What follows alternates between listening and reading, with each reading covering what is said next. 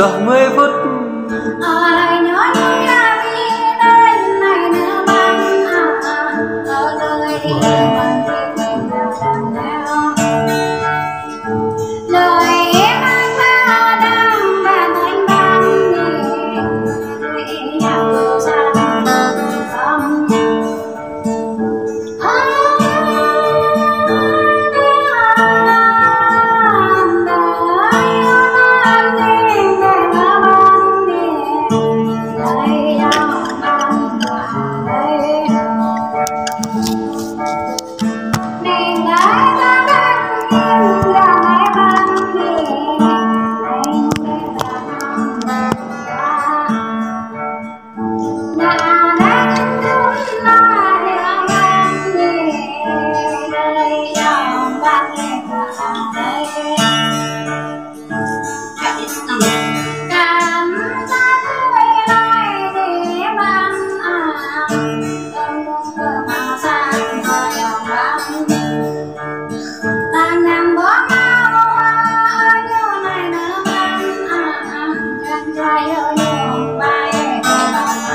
Tầm 10 phút ở đây nhớ nhung nhà đi đến này nữa băng ở đời đi bằng tình nào chẳng nào lời em anh ta đang bàn anh đang người nhà cô ra không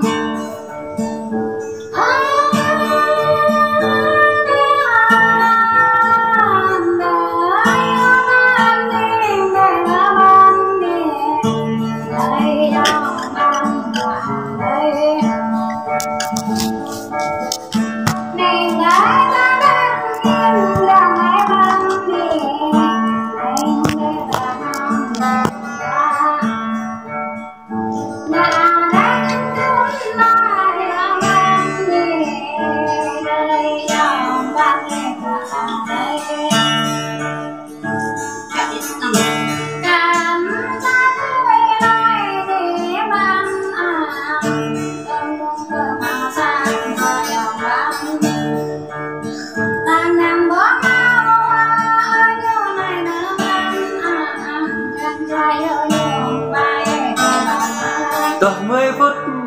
ở đây nhớ nhung nhà đi đến này nữa băng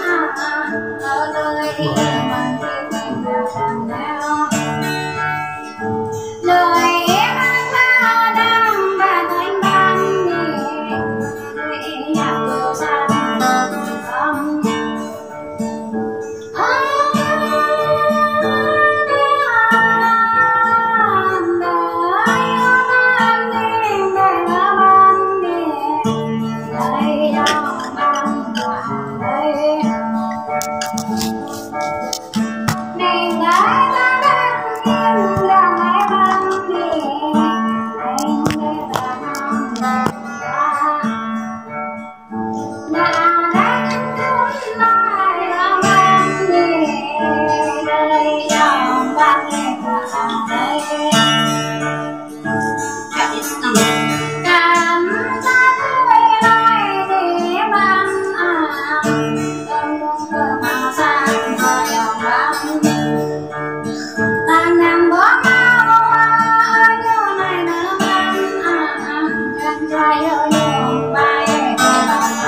Tầm 10 phút